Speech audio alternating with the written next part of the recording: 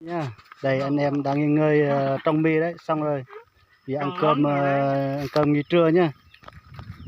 Ăn ngon không, Duyên? Ngon à? Chưa? Đây, mày đây, cả nhà đây. Giờ cùng xem món mì cay nhé mọi người nhé. Đây, mì cay đây. Mari à? No, mari à? Con qua mari à? Một đứa thanh niên nó thêm ăn ớt nhiều lắm, siêu cay á, thèm lắm.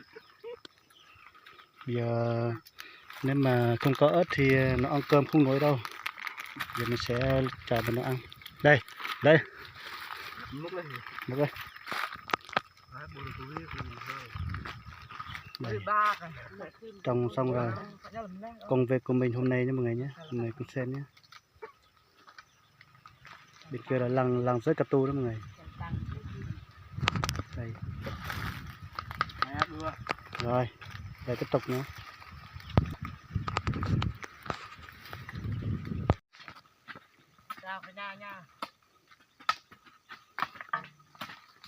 Mungkin loj tering yun. Tambum. Tam terus berpegang. Kudu tamjang.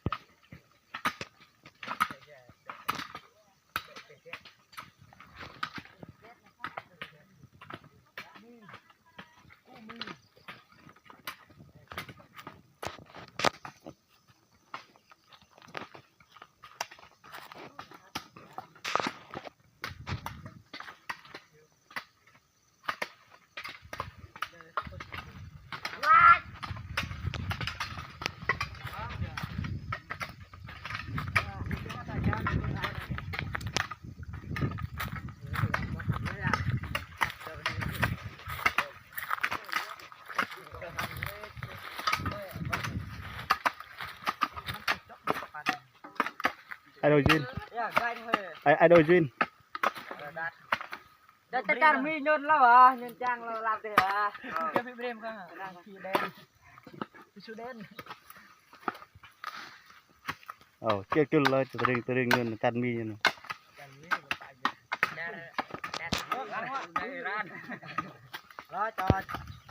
Công việc hôm nay trong mì đấy mọi người nhá. Một đứa thanh niên làng mình nó làm trong mì nhé mọi người.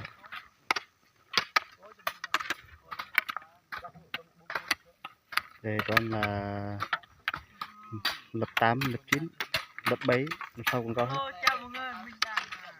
Để đủ hết. Mình đang ôn hút nhiều quá. Hello mọi người.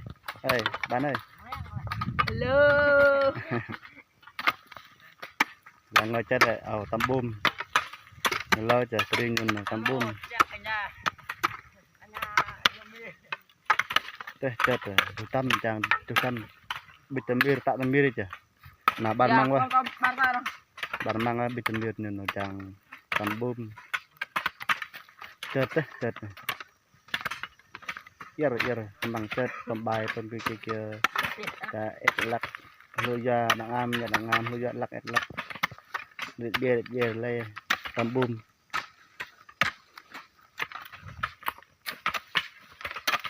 Là người chết ạ.